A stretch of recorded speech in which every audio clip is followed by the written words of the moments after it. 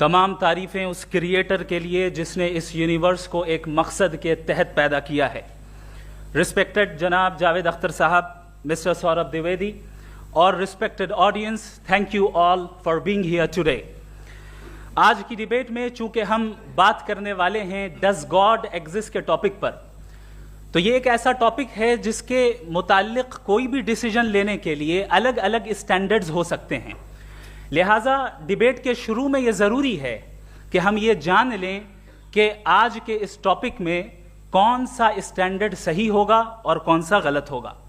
सबसे पहला स्टैंडर्ड जिसे मैं समझता हूं कि हमारे रिस्पेक्टेड जनाब जावेद अख्तर साहब बड़ी तेज़ी के साथ उसकी तरफ लपकेंगे, वो है साइंस। जबकि साइंस दर हकीकत खुदा के एग्जिस्टेंस को डायरेक्टली साबित करने या उसके एग्जिस्टेंस को डिनाई करने के लिए स्टैंडर्ड नहीं बन सकती। और उसकी वजह क्या है, ये मैं नहीं कह रहा, ये वो लोग कह रहे हैं जो साइंस के एक्सपर्ट्स हैं। नेशनल एकेडमी ऑफ साइंस कहती है science doesn't have the processes to prove और disprove the existence of God. Why? क्योंकि साइंस का ताल्लुक एम्पेरिकल एविडेंस से है और एम्पेरिकल एविडेंसेस का ताल्लुक हमारे नेचुरल और फिजिकल वर्ल्ड से है, जबकि गॉड नॉन फिजिकल और सुपर नेचुरल रियलिटी है। लिहाजा नॉन फिजिकल रियलिटी को आप उस टूल के साथ नहीं चेक कर सकते जिसका काम फिजिकल रियलिटी को तलाश करना है। लिहाजा आज इस डिबेट में गॉड की एग्जिस्टेंस को साबित करने या उसे डिनाई करने में साइंटिफिक एविडेंस को एक्सेप्ट नहीं किया जाएगा। दूसरा स्टैंडर्ड हो सकता है रेविलेशन, कि रेविलेशन के जरिए हम यह साबित करें कि गॉड एग्जिस्ट करता है या नहीं। लेकिन यह स्टैंडर्ड भी आज इररेलेवेंट है। क्यों? क्योंकि रेविलेशन मेरे नजदीक सोर्स ऑफ नॉलेज है, वैलिड सोर्स ऑफ नॉलेज है, लेकिन हमारे जावेद अख्तर साहब के नजदीक ये वैलिड सोर्स ऑफ नॉलेज नहीं है। लिहाजा आज की डिबेट में मैं एक भी एविडेंस किसी भी मजहबी स्क्रिप्चर से नहीं दूंगा ताकि जावेद अख्तर साहब के लिए वो अनएक्सेप्टेबल ना हो। तीसरा जो मेयार हो सकता है वो है ऑब्जर्वेशन, कि भाई कोई कहे कि हमें खुदा दिखाओ, अगर है तो दिखाओ, या ये कि खुदा के एग्जिस्टेंस पर एम्पेरिकल एविडेंस दो, तो ये है दर हकीकत गलत टूल का इस्तेमाल करना। ये ऐसा ही है कि जावेद साहब मुझसे ये मुतालबा करें कि मुफ्ती साहब आप मेटल डिटेक्टर के जरिए प्लास्टिक डिटेक्ट करके दिखाएं। अब चूंकि प्लास्टिक डिटेक्ट नहीं हो पा रही है लिहाजा plastic does not exist. No, you are using the wrong tool. इस टूल से प्लास्टिक को डिटेक्ट नहीं किया जाता। लिहाजा मैं समझता हूं कि गॉड के एग्जिस्टेंस पर एम्पेरिकल एविडेंस का मुतालबा करना एक बचकाना मुतालबा है और हमारे रिस्पेक्टेड जनाब जावेद अख्तर साहब इस स्टेज से अब बहुत आगे निकल चुके हैं।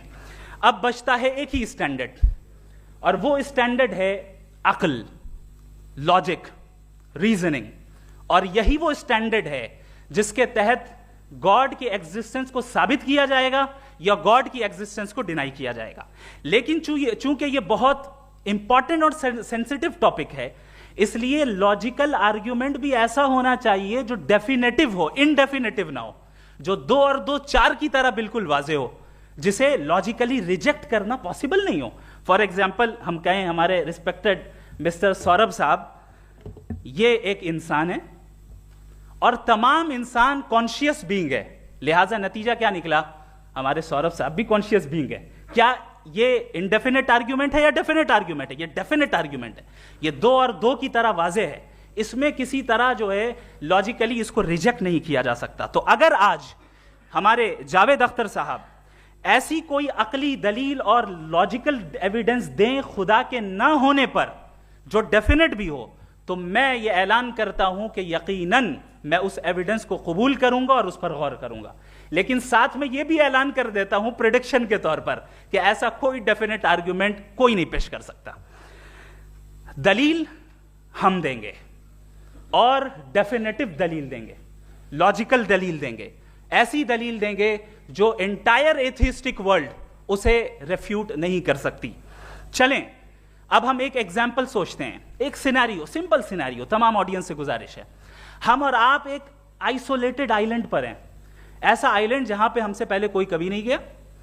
चलते चलते आपके सामने अचानक आपने देखा एक पिंक कलर की बॉल पड़ी हुई है, सबसे पहला सवाल आपके जहन में क्या आएगा कि ये बॉल यहां क्यों आई, कैसे आई, ये पिंक कलर की ही क्यों है, कोई और कलर भी हो सकता था, ये इसी शेप में क्यों है, कोई और शेप भी हो सकता था। नेचुरली आप इस तरफ पहुंचेंगे कि कोई ना कोई है जिसने इन स्पेसिफिक प्रॉपर्टीज के साथ इस बॉल को बनाया है और यहां पे रखा है। चूंकि आप जानते हैं कि ये जो बॉल है इसका एग्जिस्ट करना जरूरी नहीं है, ये एग्जिस्ट कर भी सकती थी, नहीं भी कर सकती थी, और एग्जिस्ट करना ही था तो किसी और फॉर्म में करती, किसी और कलर में करती। अब आप इस बॉल को एक्सपैंड करते चले जाएं, एक्सपैंड करते चले जाएं, एक्सपैंड करते चले जाएं, यहां तक कि ये बॉल यूनिवर्स के साइज की हो जाए। बताइए कि क्या साइज के बढ़ जाने से सवाल बदल जाएगा? हरगिज नहीं बदलेगा। अभी भी सवाल रहेगा ये यूनिवर्स कहां से आया, इन स्पेसिफिक प्रॉपर्टीज के साथ कहां से आया, क्यों आया, किसने बनाया, ये सवाल उस वक्त भी वैलिड रहेगा। लेकिन ये सवाल अगर हम जनाब जावेद अख्तर साहब से करें तो चूंकि इनका वर्ल्ड व्यू एथिस्टिक है, और सिर्फ इनका नहीं, मतलब जितने भी एथिस्ट हैं और एथिस्टिक वर्ल्ड व्यू को रखने वाले से अगर आप ये सवाल करें कि ये यूनिवर्स कहां से आया, तो इनका जवाब या तो आर्ग्यूमेंट फ्रॉम इग्नोरेंस होगा या डॉगमेटिक होगा। या तो ये कहेंगे कि मुझे नहीं पता कि ये कहां से आया, लिहाजा गॉड डज नॉट एग्जिस्ट, ये आर्ग्यूमेंट फ्रॉम इग्नोरेंस है, या ये कहेंगे कि ये यूनिवर्स खुद ब खुद बन गया। इसका मतलब ये है कि उस बॉल को भी खुद ब खुद बन जाना चाहिए, लेकिन बॉल के ताल्लुक से ये एक्सप्लेनेशन एक्सेप्ट नहीं की जाएगी कि ये खुद ब खुद बन गई, लेकिन यूनिवर्स के ताल्लुक से कर दिया जाएगा। इसे हम दूसरे अल्फाज में डॉगमा भी कह सकते हैं। दूसरी चीज, हमारे जावेद अख्तर साहब जरूर गॉड ऑफ गैप्स की मिसाल भी जरूर देंगे, और मिसाल देंगे कि पहले ज़माने में बिजलियां कड़कती थी तो लोगों ने किसी एक खुदा की तरफ, और बारिश होती थी तो दूसरे खुदा की तरफ मंसूब कर दिया, उनके पास दलील नहीं थी। यह हमारा वर्ल्ड व्यू है ही नहीं, यह हमारा वर्ल्ड व्यू है ही नहीं, क्योंकि नेचुरल फिनोमेना के प्रोसेस की इंटरप्रिटेशन को जान लेने से यह कहां से साबित हो गया कि गॉड एग्जिस्ट नहीं करता है। इस पर मैं इंशाअल्लाह अभी आगे बात करूंगा। आप हजरात ये भी देखेंगे, और मैं ये एक्सपेक्ट करता हूं कि हमारे रिस्पेक्टेड जनाब जावेद अख्तर साहब जरूर इमोशनल आर्ग्यूमेंट्स भी देंगे, जो कि एक लॉजिकल फेलेसी है जब बात आती है ट्रुथ को डिसाइड करने में। क्यों?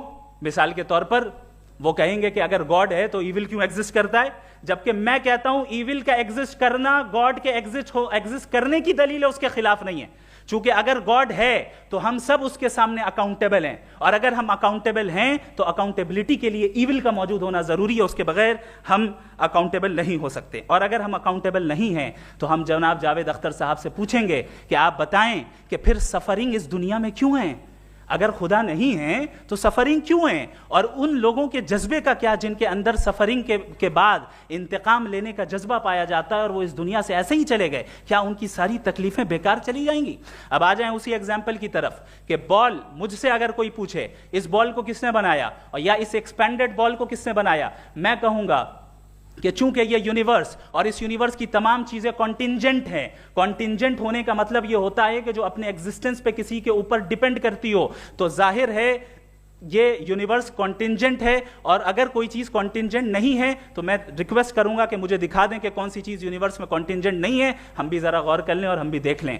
और जब कॉन्टिंजेंट चीजें मौजूद हैं तो फिलोसोफर्स की इस्तिलाह के मुताबिक, हम उस टर्मिनोलॉजी के मुताबिक हम उस जगह तक पहुंचते हैं और उस हस्ती तक पहुंचते हैं जिसे नेसेसरी बीइंग कहा जाता है, कि ये वो नेसेसरी बीइंग है जिसका मौजूद ना होना नामुमकिन हो। क्योंकि अगर ये मौजूद ना हो तो सारी चीजें एग्जिस्टेंस में आएंगी ही नहीं, और ये सारी कॉन्टिंजेंट चीजें उसी के ऊपर डिपेंड करती हैं। अब अगर आप ये सवाल करते हैं कि फिर उस हस्ती को किसने बनाया, फिर उसका कॉज क्या है, फिर उसका कॉज क्या है, फिर उसका कॉज क्या है, और एंडलेसली चले जाएं, इसे हम कहते हैं इन्फिनिट रिग्रेस ऑफ कॉजेस, जो कि लॉजिकल फेलेसी है। कॉन्सेप्चुअली इन्फिनिटी पॉसिबल है। मिसाल के तौर पे न्यूमेरिकल्स 1 2 3 गिनते चले जाएं, इन्फिनिट नंबर्स हैं। मैं कॉन्सेप्चुअली बात नहीं कर रहा, प्रैक्टिकली रियलिटी में साबित करके दिखाएं कि infinite regress of causes possible हैं या नहीं। अगर पॉसिबल हैं तो हम मान लेंगे, मिसाल दे दें, और पॉसिबल नहीं है तो एक ही ऑप्शन बचता है जिसे हम कहते हैं नेसेसरी बीइंग। ऐसी नेसेसरी बीइंग जो इंडिपेंडेंट है, क्योंकि अगर वो डिपेंडेंट हुई तो वो नेसेसरी नहीं रहेगी।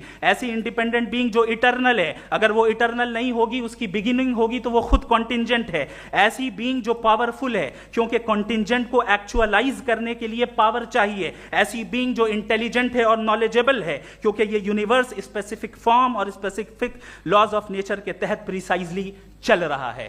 Thank you. थैंक यू मुफ्ती साहब। मैं इन दलीलों के बाद जावेद अख्तर साहब से गुजारिश करूंगा, आप बैठ के बोलना चाहेंगे या वहाँ? जी।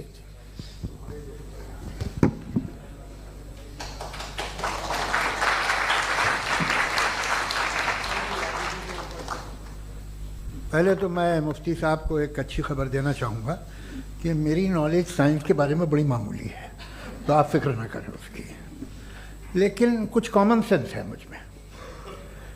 देखिए, ये खुदा का तस्वुर कोई नया तस्वुर नहीं है, ये सदियों से रहा है।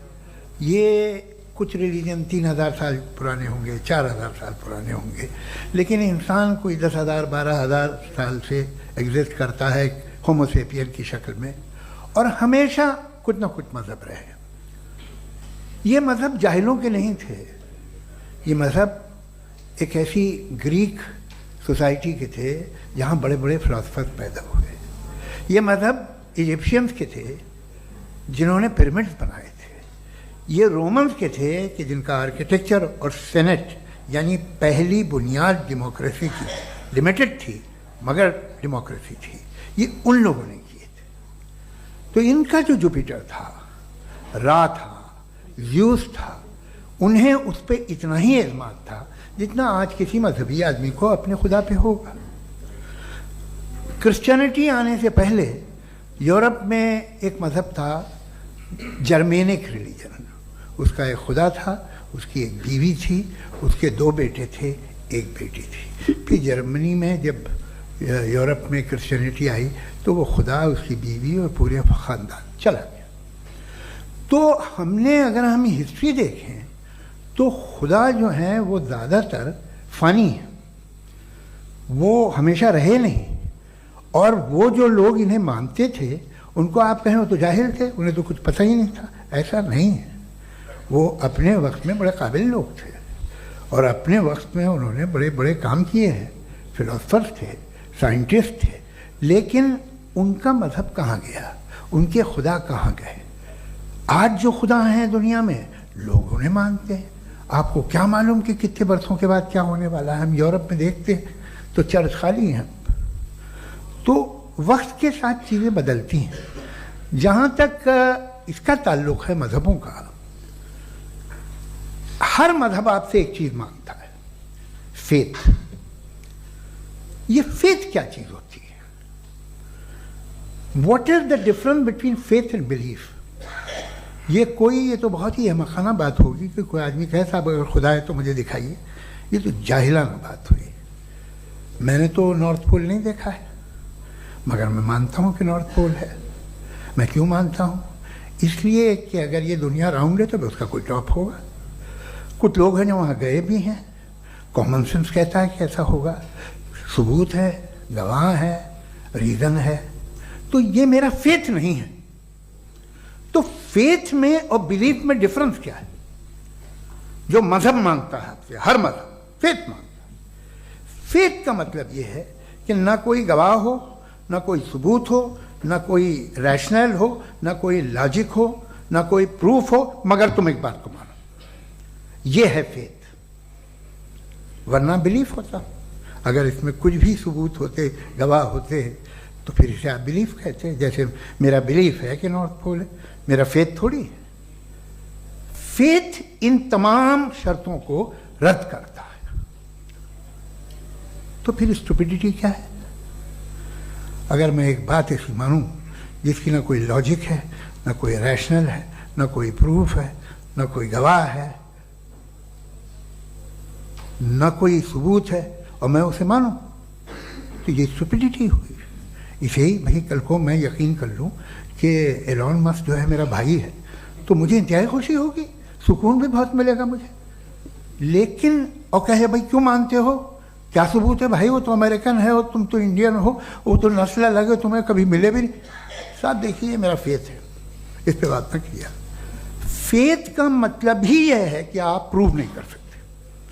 अगर आप प्रूव कर सकते हो तो फेथ की ज़रूरत ही नहीं, फिर तो आप बात करेंगे, आप कितनी बहस कर लीजिए। अल्टीमेटली दुनिया का हर मजहब फेथ पे टिका है, और फेथ का मतलब है एक ऐसा यकीन जिसका कोई सबूत, कोई गवाह, कोई रैशनल नहीं। अब आप ये कहें, क्या आप ये क्यों कह रहे हैं कि साहब ये कायनात किसने बनाई? कमाल ये है कि आपने बताया कि एक आइलैंड पे गए और एक बॉल देखी। आपने ये नहीं कहा कि आइलैंड किसने बनाया, आपको सिर्फ बॉल पे हैरत हुई। हमने आइलैंड पे हमने हैरत नहीं की, होते हैं आइलैंड। इसी तरह ये आइलैंड है, सितारे, ये गैलेक्सीज, ये सब आइलैंड हैं, खला में। हम उन्हें टेकन फॉर ग्रांटेड लेते हैं, हम पूछते नहीं किसने बनाए। आपने जजीरे के बारे में भी नहीं पूछा है। मेरी पैदाइश कैसे हुई? क्या मैं प्लान पैदा हुआ था? I was plan to be born, या एक लकी स्पर्म था जो किसी एक से चिपक गया? मेरी पैदाइश रैंडम। और इंसाफ जिसे आप कहते हैं, इंसाफ का तो नेचर से कोई वास्ता ही नहीं है। जो आप कहते हैं कि एक दिन इंसाफ मिलेगा, इंसाफ is a human concept, nature में कोई इंसाफ नहीं। अगर शेर हिरन को खा जाता है तो उसे कोई सजा नहीं मिलती। अगर एक आंधी आती है और हरे भरे पेड़ों को उखाड़ के फेंक देती है तो आंधियों की जेल नहीं होती है। नेचर में इंसाफ नहीं, इसलिए मुझे नेचर को इंसाफ की जरूरत भी नहीं। नेचर तमाम एक है। अब हम कहें कि साहब ये देखिए जो मैंने खाना खाया था, ये मेरी आँख तो नहीं यूँ कर दिया उसे, तो इसे सजा मिलने नहीं, वो सिस्टम है, ऐसे ही चल रहा है। नेचर बगैर इंसाफ के है। इंसाफ इज अ ह्यूमन कॉन्सेप्ट। तो जो आपसे कहता है कि मैं तुम्हें इंसाफ दूंगा, वो इंसानी जहन की पैदावार है। ये नेचुरल है ही नहीं, ये आसमानी है ही नहीं। नेचर का तसव्वुर, इंसाफ का तसव्वुर। भाई आप साथ मिलते हैं, अब आप लेफ्ट हैंड ड्राइव करते हैं, ये क्या है? तमाम सच, तमाम नेकी, तमाम शराफत लेफ्ट हैंड ड्राइव है। वरना क्या होगा, या तो आप क्रॉस कर देंगे, आपका एक्सीडेंट हो जाएगा, या आप किसी को मार देंगे, या ट्रैफिक जैम हो जाएगा। झूठ, बेईमानी, रिश्वतखोरी, ये तमाम जो है driving on the wrong side है। इसके ऊपर कुछ नहीं। ये तो हमने बनाया, जैसे हमने लेफ्ट हैंड ड्राइव बनाई है। ये कॉन्सेप्ट ऑफ इंसाफ जो है ये हमारा है, इसका नेचर से कोई वास्ता नहीं। शेर खा जाता है हिरन को, उसे जेल होती है क्या? कुछ भी नहीं, है ही नहीं। तो ये जो दुनिया के रिलीजन प्रॉमिस करते हैं आपसे इंसाफ, इसी से मालूम होता है कि ये मैन मेड है। ये तसव्वुर कहीं और का है ही नहीं। जो नेचर है, कुछ लोग कहते हैं नेचर ही खुदा है, तो नेचर में तो इंसाफ नहीं कहीं। और आप वादा कर रहे हैं कि तुम्हें मरने के बाद इंसाफ मिलेगा।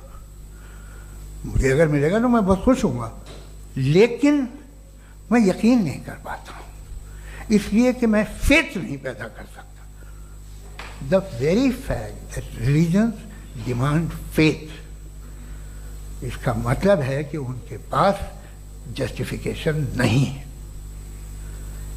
अच्छा था फिर रिलीजन अगर मॉडरेशन में है, कोई सा भी नहीं, वो आप में कुछ खूबियाँ भी पैदा करता होगा।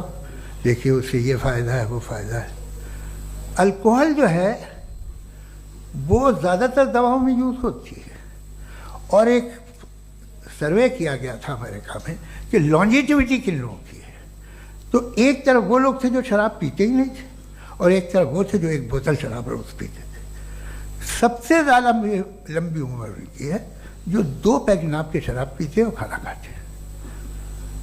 मगर हम शराब को बुरा समझते हैं, मैं भी बुरा समझता हूँ। क्यों? ऐसा होता नहीं। कुछ चीज़ों में आदत होती है कि वो बढ़ती है। आज तक में एक आदमी दूध पीता है, आप 10 साल बाद भी मिलेंगे तो एक ही गिलास पीता होगा। ऐसा नहीं होता, सुबह से दूध पीता रहता है। मिल्कोहलिक मैंने नहीं देखे, अल्कोहलिक होते हैं। ये टेंडेंसी है मजहब की कि वो बढ़ता है, जैसे कैंसर बढ़ता है, जैसे शराब बढ़ती है। कुछ लोग होंगे जो उसे सही तरह से यूज़ करते हैं।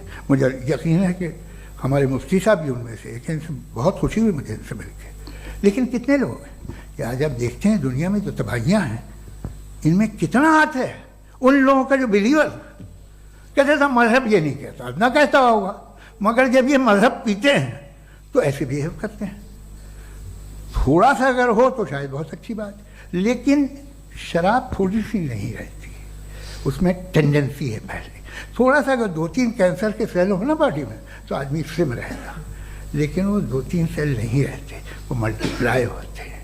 जावेद साहब टाइम पूरा हो गया। टाइम हो गया तो बस बात खत्म हो गई। अच्छा, मुझे कुछ और कहने को था भी नहीं। जी, मैं पहले जवाबी दौर के लिए इनवाइट कर रहा हूं मुफ्ती साहब को। Your rebuttal round 1, you have 7 minutes.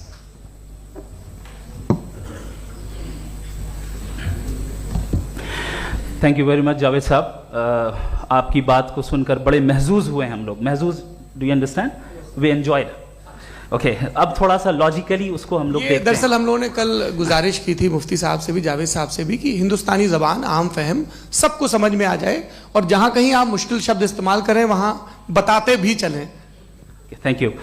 तो सबसे पहले हमारे रिस्पेक्टेड जावेद साहब ने हवाला दिया कि खुदा फानी है। कितने मजहब आगे चले गए, किसी ने जुपिटर को खुदा माना, किसी ने किसी को माना। मैं कहता हूं जिसने कॉन्टिंजेंट चीज को खुदा माना, गलत माना, वो खुदा ही नहीं, वो खुदा ही नहीं है।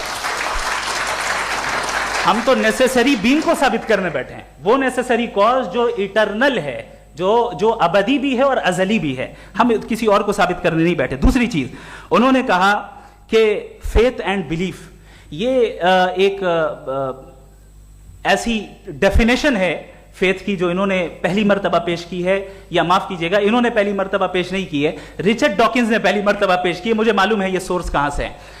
एपिस्टेमोलॉजिकली फेथ और बिलीफ का फर्क आप इस तरह नहीं कर सकते सर। फेथ सही भी होता है, गलत भी होता है, बिलीफ सही भी होता है, गलत भी होता है। जो लॉजिक, रीजन और एविडेंस से बैक्ड होगा वो फेथ सही होगा। और आप जिस फेथ की बात कर रहे हैं कि इलॉजिकल है और उसके पीछे नहीं है, तो we are on the same page.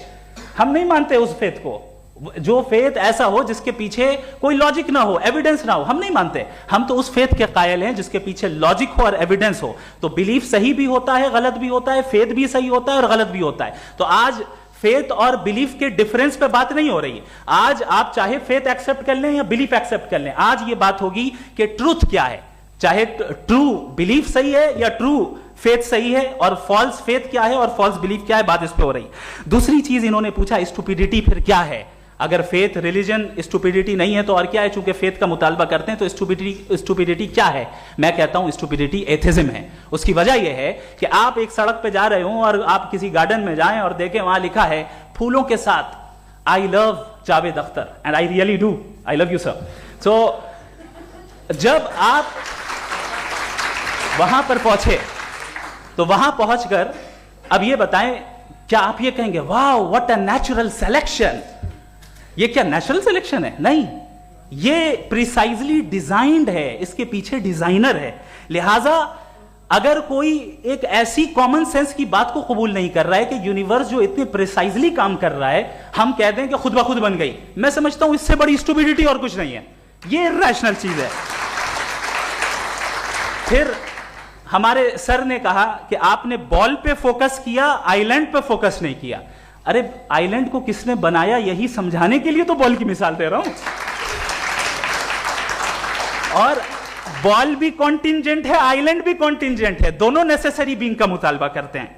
आगे इन्होंने कहा कि नेचर में कोई इंसाफ नहीं है, हम डिसाइड करते हैं कि मोरालिटी क्या होती है, इंसाफ क्या होता है, हम डिसाइड करते हैं। जैसे ड्राइविंग सीट में ट्रैफिक वाला, ये तो किसी खुदा ने नहीं कहा, ये है, इसे कहते हैं फॉल्स इक्विवेलेंस। ये एक लॉजिकल फेलेसी है।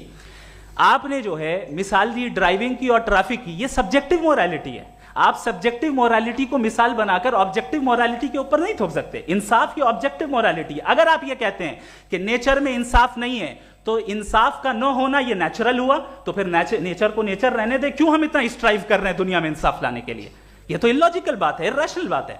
इसलिए बहुत सी चीजें ऐसी हैं जो ऑब्जेक्टिवली जो है इविल या गुड हैं, और बहुत सी चीजें ऐसी हैं जो सब्जेक्टिवली हैं। सब्जेक्टिवली जो मोरल होता है या इमोरल होता है, उसको हम सोशल कंसेंसस से या पर्सनल प्रेफरेंस से डिसाइड करते हैं।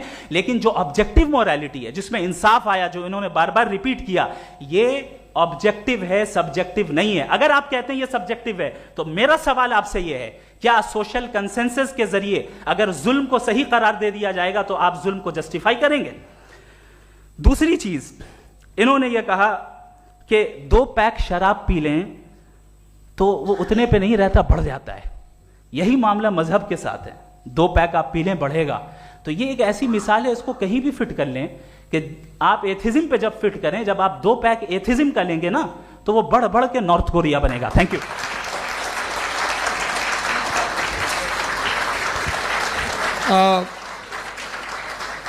फर्स्ट राउंड की रिबटल के लिए मैं जावेद साहब को इनवाइट कर रहा हूं। आपके पास 7 मिनट का वक्त है, रीसेट कर दीजिएगा प्लीज। मुझे इस बात की खुशी है कि मुफ्ती साहब ने भी मान लिया कि नेचर में कोई इंसाफ नहीं है। तो कोई भी चीज़ जो इंसान ने नहीं बनाई है उसमें इंसाफ नहीं होता है। एक बात मैं आपसे अर्ज़ करूँ, ज़रा पता लगा लीजिएगा, ये जो आप बाग में जाते हैं बेहद खूबसूरत फूल देखते हैं ना, इनमें से कोई नेचुरल नहीं है। ये सारे फूल क्रॉस करके बनाए गए हैं। जो जंगल में फूल होते हैं नहायत मामूली होते हैं, ये फूल इंसानों ने बनाए हैं। जो आप बाग में देख के वाह वाह कहते हैं, ये इंसानों के बनाए हुए हैं। डिफरेंट फूलों को क्रॉस करके, डेवलप करके, फिर क्रॉस करके इस तरह से बनाए गए। नेचुरल फ्लावर नहीं। किसी जंगल वीरान में जाके आप गुलाब के फूल नहीं देखेंगे। ये सब बनाए हुए इंसान ने, बहुत से काम इंसान ने किए हैं। बाकी है कि आपने मेरी एक बात का जवाब नहीं दिया, जिससे मुझे शिकायत है कि फेथ क्या है और आप फेथ मांगते क्यों हैं मुझसे? आप तो लॉजिकल हैं, आपके पास तो सारे रैशनल हैं, आपके पास सारे सबूत हैं, तो आपको फेथ की डिमांड क्यों करते हैं कि भाई तुम सरेंडर कर दो और सवाल मत करो? कोई मजहब सारे सवाल करने की इजाजत नहीं देता है और मना करता है कि ज़्यादा सवाल ना करो, बह जाओगे तुम। आप क्यों रोकते हैं? हकीकत यह है कि इंसानी तारीख क्या है। इंसानी तारीख ये है कि दुनिया में 2 तरह के लोग हुए हैं। एक वो जिन्होंने अपनी लाइल्मी की परस्तिश की है, दूसरे वो जिन्होंने अपनी इग्नोरेंस या लाइल्मी से झगड़ा किया है और मालूम किया है कि क्या है। ये जो आप कह रहे हैं, आज आप हैरान हैं कि भाई ये यूनिवर्स कैसे बनी। लोग हैरान थे कि सूरज डूबता है तो इधर से कैसे निकलता है। और आप एक कदम जाके हमेशा का मानने को तैयार है, एक कदम पीछे ही मान जाइए। भाई आप इसके बाद जाते हो, कहते सवाल ना करना कि ये कहाँ से आया, ये पावर तो हमेशा से हमेशा रहेगी। तो आप यूनिवर्स के बारे में मानने में क्या तकलीफ है? एक कदम पहले रुक जाइए। ये हमेशा से थी या नहीं थी, हमें मालूम नहीं है। और ये कहना कि हमें मालूम नहीं है, कमाल ये है कि दुनिया के सारे मजहब सब जानते हैं ये दुनिया कैसे बनी थी, कैसे मिटेगी, मरने के बाद क्या होगा, इनको सब इल्म है। इनको किसी को डायनासोर होते थे पहले ये नहीं पता था, किसी को नहीं पता। किसी भी दुनिया की मजहबी किताब में डायनासोर का जिक्र नहीं है। लेकिन बाकी सब बातें, how to make universe in 4 easy lessons and बाकी सब पता है। जिसको सब पता है वो गड़बड़ है। हम में ये इंकिसार, ये ह्यूमिलिटी होनी चाहिए कि हम ये कहें कि हमें ये बहुत सारी बातें नहीं मालूम, लेकिन हम उनकी परस्तिश ना करें, अपनी लाइल्मी को की परस्तिश ना करें, हम उसे पता लगाने की कोशिश करें। जिस दुनिया में आप बैठे हैं सर, ये हॉल जो है, ये इलेक्ट्रिसिटी जो है, ये माइक जो है, जिस हवाई जहाज से आप आए थे, वो जिस कार से आप यहाँ आए हैं, ये सब उन लोगों की बनाई हुई है जिन्होंने सवाल किए थे। ये दुनिया जिसमें आप आज आराम से हैं, ये उन लोगों की बनाई है कि जिन्होंने सवाल किए थे। और हर स्टेज पे इन सवालों को मकरूह कहा गया था, गलत कहा गया था। आप जरा तारीख पढ़िए, एक बड़ी दिलचस्प किताब है बर्ट्रैंड रसेल की, जिसमें उसने रिलीजन एंड साइंस कि कब से रिलीजन जो है साइंस के अगेंस्ट है। और हद तो ये है कि भाप के इंजन के खिलाफ थे, स्टीम इंजन के भी खिलाफ थे, और फतवे हुए उन पर, वेटिकन ने दिए। तो ये हमेशा, अभी जैसे ही ये राइट विंगर आते हैं अमेरिका में पावर में, तो वो जो अपना ये क्या बोलते हैं उसे, सीड क्या बोलते, सीड क्या जो, हाँ नहीं सीड जो होते हैं जिस पे जी,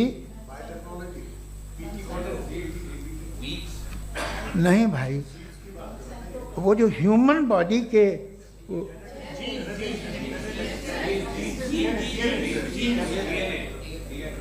उस पर रिसर्च बंद हो जाती है, रिपब्लिकन नहीं करने देते। अरे भाई इतना डर क्या है तुम्हें? एक ज़माने में बहुत नाराज थे ये सारे मजहबी लोग कि ये इंसान तो इंसान बनाने की कोशिश कर रहा है। आपको क्या तकलीफ भाई, बना ले तो बना लेने दो, ये खौफ क्या है? और ये सब आज जो आप कह रहे हैं नामुमकिन है, ये कैसे हुआ? मुझे एक किस्सा याद आता है। जब मैं छठी क्लास में था तो मैं मैथमेटिक्स में बहुत वीक था, तो एक टीचर रख दिया गया, उसने 1 2 3 4 5 6 7 तो सिखा दिया मुझे। वो दिन मैं भूल नहीं सकता हूँ मुफ्ती साहब, जिस दिन उसने ये बताया कि 1/2 क्या होता है और 3/4 क्या होता है, मुझे ऐसा लगा कि मेरा सर बीच से फट जाएगा। ये आदमी कह रहा है कि जो दीवार के अंदर जाओ वॉक करते हुए। आज हंसता हूँ मैं इस बात पे। तो आज जो बातें आपके जहन से बिल्कुल परे हैं और आप हैरान होते हो उन्हें देख के, एक वक्त आएगा कि मामूली लगेंगे। और हुआ है, आपकी इंसानी तारीख ही है। इतनी जल्दी सारे फैसले आप मत कर लीजिए, थोड़ा ये ह्यूमिलिटी रखिए कि भाई ये हमें नहीं मालूम। ये कहने में क्या आ रहा है? ये यूनिवर्स कहाँ तक फैली, ये कब से है और कब तक रहेगी, हमें नहीं मालूम। आपने फैसला कर लिया कब बनी। ये आपके हिसाब से कोई 14 बिलियन ईयर बनी जो समझा जाता है। उससे पहले हजारों करोड़ों अरबों साल तक खुदा बैठा क्या कर रहा था? खामोश बैठा था, ऐसी जमाइयाँ ले रहा था। फिर उसे आइडिया आया, यार एक काम करते, वक्त अच्छा गुजर जाएगा, यूनिवर्स पर आपसे सोचिए। वो तो हमेशा से है ना, मगर यूनिवर्स हमेशा से नहीं है, ये तो बनाई गई है। और उससे पहले क्या था, इनका क्या काम था? कैसी बात है, ये बड़ा आसान है। जो बात हमें आज धीरे धीरे पता चली है, बरसों 2000 और 2500 साल पहले आपको किसी ने बता दिया कि क्या था, आप मान गए, और तब से वही मान रहे हैं जो 2500 साल पहले कहा गया था। सब कुछ बदल गया है, सॉल्व हो रही हैं चीज़ें। अभी साइंस बिल्कुल दावा नहीं करती, या कोई फिलोसफर ये दावा नहीं करता कि हमें सब मालूम, बल्कि वो कहता है कि हमें जितना मालूम होता है उससे ये मालूम होता है कि हमें कितना कम मालूम। तो हम अपनी जहालत से लड़े, उसकी परस्तिश न करें। जी, time. Thank you so much. मैं तर्कों की श्रृंखला में राउंड 2 के लिए मुफ्ती साहब को आमंत्रित कर रहा हूँ। आपके पास एक बार फिर से 7 मिनट का वक्त है। शुक्रिया। जनाब जावेद अख्तर साहब कई मर्तबा दोहरा रहे हैं कि फेथ का मतलब बताइए, फेथ का मतलब बताइए। मैंने बता दिया, फेथ सही भी होता है, गलत भी होता है। और आज हम फेथ पे बात नहीं कर रहे, हम ट्रुथ और डज गॉड एग्जिस्ट पे बात कर रहे हैं। क्या डज गॉड एग्जिस्ट, ये ट्रुथ यानी गॉड है या नहीं है, इसमें से दोनों ट्रुथ क्या है। अब आप उसे फेथ कह लें, बिलीफ कह लें, नॉट माई बिजनेस। उसके बाद आपने कहा कि भाई सवाल करने से मजहब रोकता है। मैं कहता हूं जो रोकता है वो रोकता होगा, मैं नहीं रोकता, बल्कि सवाल करें, सवाल करना चाहिए। सवाल कर करके तो हम आगे बढ़ते हैं, तरक्की करते हैं, और इसीलिए मैं आज यहां पे आया हूं। लेकिन सवाल सिर्फ खुदा से नहीं होगा, आपसे भी होगा। सवाल एथिज्म से भी होगा, सवाल सिर्फ मजहब से नहीं होगा, सबसे होगा। और आज मैं सवाल करूंगा और उम्मीद है कि आप जवाब देंगे। अभी तक आपने वैसे कॉन्टिंजेंसी आर्गुमेंट का कोई जवाब नहीं दिया। चलें, आपने कहा यूनिवर्स के बारे में इटर्नल क्यों नहीं बोल देते। ये चूंकि लॉजिकली पॉसिबल ही नहीं है कि यूनिवर्स इटर्नल हो। यूनिवर्स एक कॉन्टिंजेंट चीज है जो टाइम एंड स्पेस के पाबंद है, टाइम एंड स्पेस से बाउंड है। जो टाइम एंड स्पेस से बाउंड होगा वो कॉन्टिंजेंट होगा, जो कॉन्टिंजेंट होगा वो उसकी बिगिनिंग हुई होगी, जिसकी बिगिनिंग हुई होगी वो इटर्नल नहीं हो सकता। ये तो कॉमन सी बात है। आपने कहा कि किसी मजहबी किताब में डायनासोर का जिक्र नहीं है। अफसोस कि आज तक किसी मैथमेटिक्स के किताब में मुझे डायनासोर का जिक्र नहीं मिला। तो इसका मतलब मैथमेटिक्स की किताब बेकार है? नहीं, उसका वो टॉपिक नहीं है। रेवलेशन का और मजहबी किताबों का टॉपिक ये नहीं है कि आपको आके बताए साइकिल कैसे बनाते हैं, या आकर ये बताएं कि जो है डायनासोर कब था। वो तो मोरालिटी सिखाने आया है, गॉड के बारे में बताने आया, नॉन फिजिकल रियलिटी की हकीकत को सिखाने के लिए आया। रिलीजियन साइंस को रोकता है? नहीं रोकता। अगर रोकता है तो गलत करता है। रिलीजियन साइंटिज्म को रोकता है, जिसमें हमारे जावेद साहब मुब्तला है। साइंस और साइंटिज्म में फर्क है। साइंटिज्म यह है कि आप समझें कि साइंस और साइंटिफिक मेथोडोलॉजी ये नॉलेज को हासिल करने का वाहिद सोर्स ऑफ नॉलेज है, यह है साइंटिज्म। हम इसे रिजेक्ट करते हैं। हम साइंस को तो तरक्की करते हैं, भाई आप हमारी पूरी तारीख कर लें, पढ़ लें तो आपको पता चल जाएगा। बहरहाल ये अलग टॉपिक है। उसके बाद इन्होंने एक लफ्ज कहा, वेटिकन ने फतवा दिया। वेटिकन का फतवे से कोई ताल्लुक नहीं है, दोनों कॉन्ट्राडिक्टरी अल्फाज हैं। उसके बाद उन्होंने कहा कि भाई हमें नहीं मालूम, अगर नहीं मालूम तो क्लियरली कह देना कि नहीं मालूम है, इसमें क्या हरज है। तो वही तो मैं कह रहा हूं ना कि आप कह दें कि नहीं मालूम, लेकिन क्लेम क्यों कर रहे हैं कि गॉड एग्जिस्ट नहीं कर रहा है। आप कह दें नहीं मालूम है, हो सकता है हो सकता ना हो, लेकिन आप क्लेम कर रहे हैं। The moment you say God does not exist, this is a claim, and now the burden of proof is upon you too, जैसे हमारे ऊपर है। और क्यों है मैं बताता हूं, क्यों है ये भी मैं बताता हूं। फिलोसॉफिकली जो क्लेम होता है ना, सिर्फ ये नहीं होता कि इंसान कहे पॉजिटिव क्लेम करे और नेगेटिव क्लेम करे तो बर्डन ऑफ प्रूफ नहीं है। आप मिसाल के तौर पे मैं कहूं कि फुला उस कमरे में कोई नहीं है, मैंने एक नॉलेज का क्लेम किया है। उस कमरे में कोई नहीं है, मैंने एक नॉलेज का क्लेम किया। या तो मैं कहूं मुझे नहीं पता, हो भी सकता है नहीं भी हो सकता है, this is not a claim. लेकिन जब मैं कह रहा हूं कि वहां कोई नहीं है, या मैं कह रहा हूं वहां कोई है, दोनों क्लेम है और दोनों के ऊपर बर्डन ऑफ प्रूफ है। हमारे ऊपर भी बर्डन ऑफ प्रूफ है, मैंने कंटिजेंसी आर्ग्यूमेंट दिया, इसे तोड़कर दिखाइए। आखिरी चीज इन्होंने कहा कि खुदा दुनिया बनाने से पहले 150 साल पहले या करोड़ों साल पहले क्या कर रहा था। अरे हजरत, चलें बहरहाल मैं जवाब दे देता हूं, आप हमारे रिस्पेक्टेड पर्सनालिटी हैं, अगर आप नहीं होते तो मैं इसे एंटरटेन ही नहीं करता। टाइम ये 100 साल पहले या 100 साल बाद, पहले बाद में अभी, ये वो अल्फाज हैं जिनका ताल्लुक टाइम से है। टाइम शुरू ही हुआ है यूनिवर्स की बिगिनिंग के बाद, तो उसके पहले खुदा क्या कर रहा था, सवाल इलॉजिकल है, ये फेलेसी है। यानी आप ये कह रहे हैं कि यूनिवर्स के बनने से पहले खुदा क्या कर रहा था, टाइम के बनने से पहले, पहले का ताल्लुक टाइम से, टाइम उस वक्त था ही नहीं, तो ये सवाल ही इनवैलिड है खुदा के ताल्लुक से। दूसरी चीज, आर्ग्यूमेंट ऑफ कंटिजेंसी जो मैंने आपके सामने पेश की है, आपने बार बार ये प्रूफ किया और ये कह रहे हैं कि गॉड ऑफ गैप्स। देखिए पहले नहीं मालूम था, साइंस ने कर दिया। सिंपल्स की मिसाल से मैं समझा देता हूं। जिस गैप्स की आप बात कर रहे हैं ना, साइंस उन गैप्स को जिन चीज के जरिए भी प्रूव करेगा वो कॉन्टिजेंट ही होगा, अब चाहे वो फोर्स हो, मैटर हो या एनर्जी हो।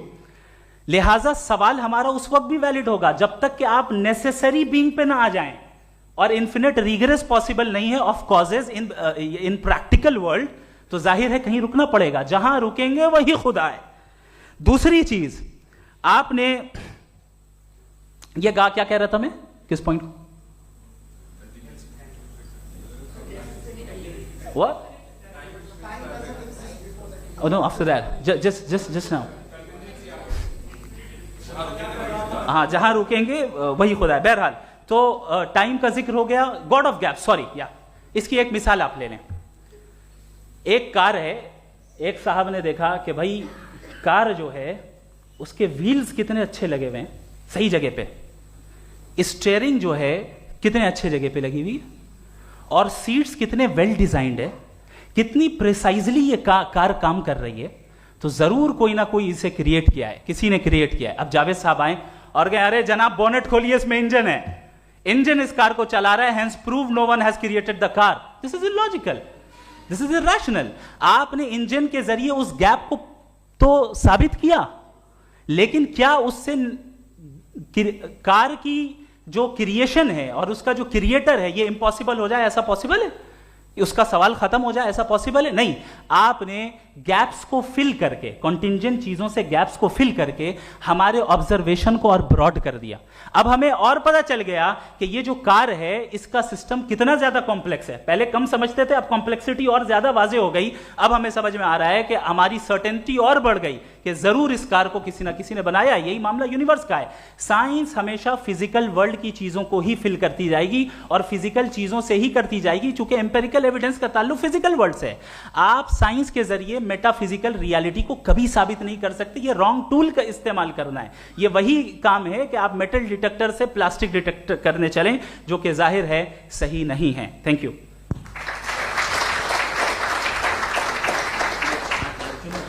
जी, ये आर्ग्यूमेंट का राउंड 2 है। हाँ। 7 मिनट है। पहले तो मैं आपसे अर्ज करूं कि आपने कहा कि जब कायनात ही नहीं थी तो वक्त भी नहीं था, कुछ भी नहीं था। कैसे नहीं था? खुदा था, एक एग्जिस्टेंस तो था ना खुदा का। तो जब खुदा था तो वक्त भी होगा। ऐसा नहीं कि कुछ भी नहीं था, खुदा था। अच्छा, बाकी ये कि आपने कहा साहब आप साबित कीजिए, आपके पास भी लॉजिक है या मेरे पास भी लॉजिक है। आप मेरा जिम्मेदारी नहीं है साबित करना कि खुदा है। बर्टन रसल ने एक बड़ी अच्छी बात कही। बर्टन रसल ने एक बड़ी अच्छी बात कही। मैं आपसे अगर ये दावा करूं कि एक चाय की केतली मरीख के चारों तरफ घूम रही है, मार्स के चारों तरफ, तो यह आपका काम नहीं है कि आप साबित करें कि कोई चाय की केतली नहीं है। ये मेरा काम है, मैंने दावा किया है। ये दावा तो मजहबी लोग करते हैं कि खुदा है। मैं क्यों साबित करूं कि नहीं है? जब तक आप मुझे कन्विंस नहीं कर देंगे मैं नहीं मानूंगा। आपकी जिम्मेदारी है, मेरी जिम्मेदारी नहीं है। दोयम ये कि ये जो आप कह रहे हैं, जो गैप्स हैं, ये गैप जब जब किसी मजहब को चैलेंज करते हैं, जब ऐसा कोई बात आती है तो हंगामा हो जाता है कि जब वो चैलेंज करें किसी फेथ को। ये तमाम साइंस जो है इसे मुख्तलिफ जगहों पे मुख्तलिफ वक्तों में मजहब ने रोकने की कोशिश की है। ये किताब है religion and science, Burton Russell की, पढ़िएगा, अच्छी लगेगी आपको। तारीख ही है साइंस, मजहब की साइंस से उसका यही रिश्ता है। अच्छा, अब ये हम सोचें कि बहरहाल ये वजूद जो है मजहब और ये बिलीव इन गॉड इंसान को बेहतर बना देता है। तो एक काम कीजिए, हिंदुस्तान वर्ल्ड का नक्शा लीजिए और मार्क कीजिए कि रिलीजन कहाँ कहाँ ज़्यादा है, कहाँ कहाँ, चाहे वो लैटिन अमेरिका हो या मिडल ईस्ट हो या फार ईस्ट हो या हिंदुस्तान के वो इलाके जहाँ मजहबियत ज़्यादा है। रख दीजिए नक्शा अलग। अब दूसरा नक्शा कि कहाँ कहाँ नाइंसाफ़ी, रिप्रेशन, औरतों के हुकूक की पामाली, जुल्म, डिक्टेटरशिप कहाँ है, नक्शा एक ही होगा। तो आप मुझे बताएं कि जो इसका तरकीब इस्तेमाल क्या है, खुदा का तरकीब इस्तेमाल तो बताइए। आप छोटी सी दवा सड़क पे बेचते हैं, उसकी भी तरकीब इस्तेमाल बताते हैं।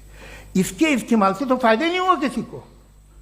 जो सारे के सारे खराब मुल्क हैं, खराब समाज है, वो सारे जुल्म खुदा के नाम पे करते हैं। वो गलत करते हैं, सही करते हैं, मुझे क्या लेना देना उससे। इस्तेमाल से मालूम होता ना। एक विस्की की बोतल कभी शायद देखी हो आपने, लाल रंग की होती है, उस पर रोशनी और छपड़ा इंतहाई खूबसूरत लगती है, क्या बिगाड़ रही है किसी का? उसका इस्तेमाल गलत है, इसलिए आप उसे नापसंद करते हैं। इसका इस्तेमाल गलत है, इस तसव्वुर का इस्तेमाल ही गलत है और हमेशा से गलत हुआ है। आप देख लीजिए, इंसानी तारीख देख लीजिए, आज देख लीजिए, हिंदुस्तान देखिए, दुनिया देख लीजिए, क्या हो रहा है। इसे कैसे इस्तेमाल कर रहे हैं फेथ वाले लोग? क्या फेयर हैं, जस्ट हैं, जो अपने खुदाओं पे यकीन रखते हैं? वो किस तरह के लोग हैं? वो लोगों को इंसाफ देते हैं, वो बेहतर हैं।